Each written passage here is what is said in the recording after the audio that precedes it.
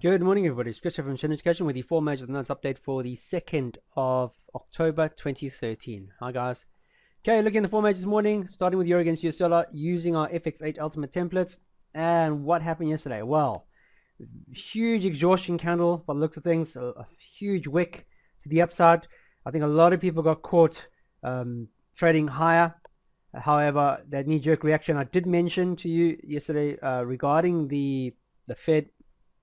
The shutdown for the US government was probably going to happen, and sure enough it did. So we had this knee-jerk reaction pulling people into the trade or moving higher, and subsequently prices dropping ever since. So knee-jerk reaction nonetheless, and what's price done now is still failed to get above those 4-hour highs that we've seen intraday. The indicator setup over here pretty much still long-term positive. However, we're starting to see a little indecisiveness coming into our intraday time frames. RMO is still well up. The MACD Osmo indicator has dropped below the 0 line on our daily, so clearly it's telling us that we're still in a negative consolidation. Well, it's in a positive consolidation, but we're clearly not seeing any higher highs. If I drop to the 4-hour time frame, you can see my MACD is still not in favor, which is down below here. RMO is still, but you can quite clearly see resistance, resistance, resistance, resistance, breakout, the fake out. The next 4-hour candle should have been supportive. It wasn't. It was engulfing, moving lower, and subsequently prices move back within this range. So yeah, it's so important when I mentioned that we do need to see a nice daily bearish or bullish engulfing candle, because then it will tell us, it'll hopefully get us out of this range. Ideally, because it's still long term, then we should look for long-term sentiment, because it's still looking long-term bias to the upside.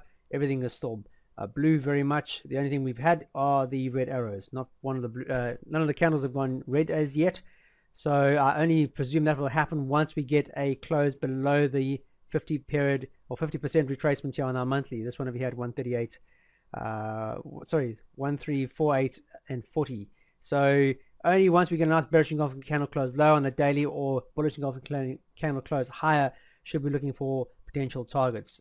At the moment now, in a consolidative range, we are going into non-farm parallel this week, so expect a lot of speculation to follow this week. So if this one over here, ideally, could we get something to actually move this out of this price range, or this consolidated range this week? Potentially. We do have non-farm payroll, as I mentioned, and we do have the interest rates announcements on, or tomorrow in particular. Today we have a lot of news out for Euro Spanish unemployment change this morning at 8 a.m. GMT, which is 10 minutes from now. And then we have the German 10-year bond auction minimum bid rate. That's the interest rate number for today. And then what do we have? The ECB press conference to follow at 11:30 GMT. So there's a lot of news today that could actually help price moving out or lower than this range. So just hang tight and wait and patiently. Moving on to sterling. Here again, look at that daily candle, guys. Very exhaustive to the upside. A lot of buying sentiment through the first part of the day, especially after the announcement of the shutdown for the US. However, during the course of that day, everything being pulled back. And we had a very indecisive candle at a weekly fib retracement level here at the 23.6. So everything's still looking long-term positive. However, near-term resistance is very much in play. And if we go down to our 4-hour time frame, you can quite clearly see the nice break higher on the 4-hour. However, since that 4-hour breakout yesterday morning, price has just been falling. And the last 4 hours, we've actually seen price closing below the 23.6 on our 4-hour time frame. So it's still looking negative. However, the candlesticks are still blue. So it's telling us, saying, heads up, Chris, be wary that we are trading against the overall trend. And you can see, if I just take my trend line out, because that's no longer needed, get that one out of the way. There we go. You can see that the OSMA is back below, and we are pulling back. So ideally, got to be above the 23.6, and here again, got to see a daily close above this level over here to be telling me that I should be looking long. If not, if I get a daily bearish engulfing candle to the downside, then I should know I should be trading back to my fib levels to the downside for the foreseeable future, as prices starting to look more consolidative. US dollar Swiss franc on the daily. Here again, you can quite clearly see a lot of indecision leading into yesterday, and then we saw this hammer. It looks like a hammer, exhaustion, still negative, but clearly a support level there on our 4-hour time frame. You can see the overall sentiment negative, the R squared complementing some of that negativity. The 4-hour and hourly, we have one or two areas where the indicator is not really backing up that selling sentiment, and that's primarily because we're consolidative now. That 4-hour, that daily candle looking very ominous for a hammer. You can see a bearish engulfing candle followed by a bullish engulfing, so a tweezer bottom at a potential support level here, guys. So If this is to be a genuine tweezer bottom, then we want to see ideally a very bullish engulfing for our candle. We haven't had anything like that since. We've had a lot of consolidation over the past 16 hours in particular. So we want to see a nice bullish engulfing candle higher on the 4 hour at least. And then we could look back towards those prior breakout highs that we saw earlier. However, this is still very much negative, and to see any further negativity on this particular pair, we want to see a daily candle close lower.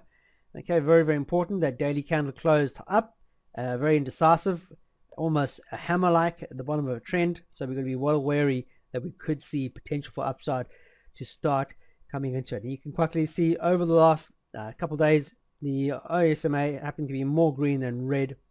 And we've got to just be well aware of that as we look for any potential trades to the upside.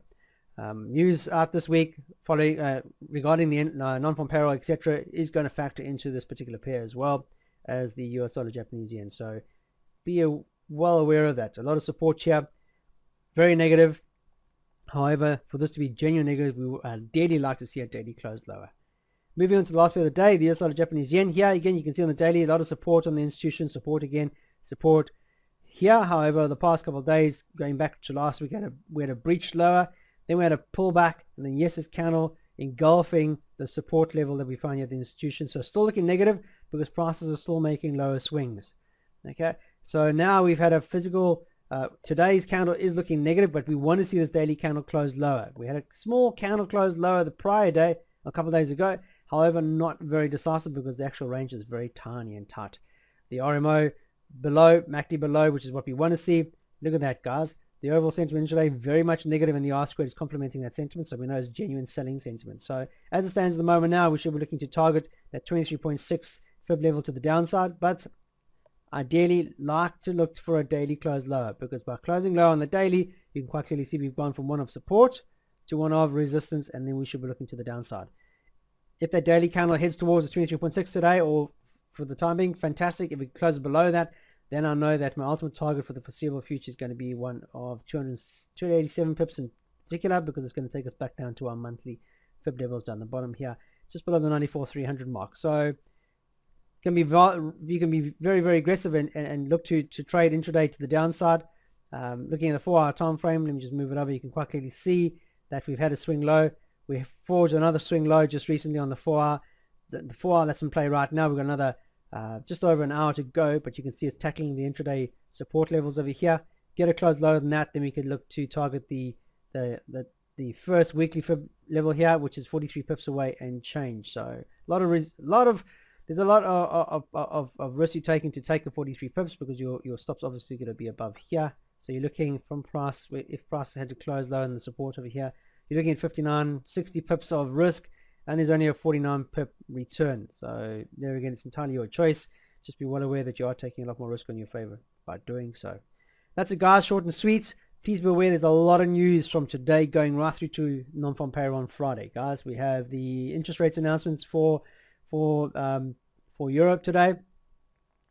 Please be aware of that. We have ADP non-farm employment change figures for the US market. We also have the ECB press conference.